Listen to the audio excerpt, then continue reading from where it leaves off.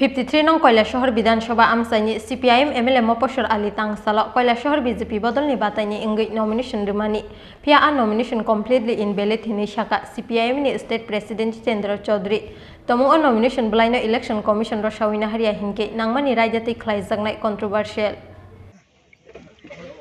হ্যাঁ মবস্বর আলী তিনি বিজেপি দলে যোগদান করেছেন।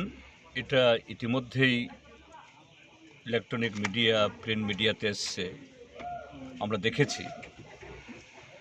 এরকম ঠিক আছে, তিনি জয়েন করেছেন।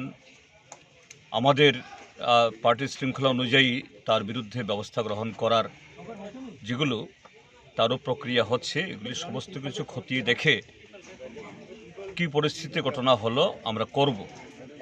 কিন্তু আমরা দেখলাম মবস্বর আলী তিনি বিজেপিতে যোগদান করার সাথে সাথে বিজেপি দল তাকে এই কৈলাসহর বিধানসভা কেন্দ্রে প্রার্থী করেছে এবং গতকাল তিনি মনোনয়নপত্র জমা দিয়েছেন। তো এই জায়গায় মবস্বর আলী ত্রিপুরা বিধানসভাতে CPIM-এর বিধায়ক হিসাবে এখনও তিনি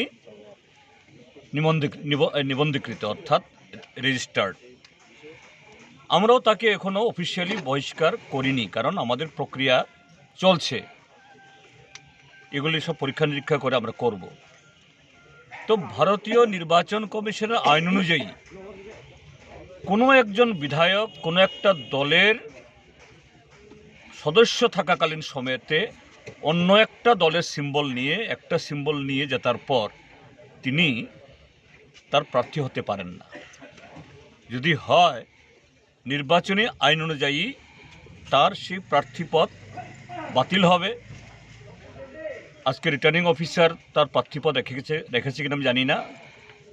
যদি ঠিকভাবে খতিয়ে দেখেন, রিটার্নিং অফিসারকে মবস্বর আলীর প্রার্থীপদ বাতিল করতেই হবে, এখন না হলেও পরে হলেও করতে হবে, এটা অন্যথা হতে পারে না।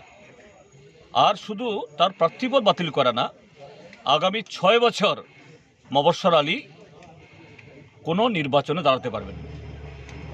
এটাই হলো এই ভারতীয় নির্বাচন কমিশনের আইন। কাজেই গতকাল যখন তিনি প্রার্থীপদ জমা দিয়েছেন, আমি তার বিরুদ্ধে নির্বাচন কমিশনকে লিখেছি তার প্রার্থীপদ বাতিল করার জন্য এবং তাকে আগামী 6 বছর তিনি অপাংক্তেয়, তিনি অকেজু ঘোষণা করার জন্য, এবং এটা হতে হবে, এটা হবে।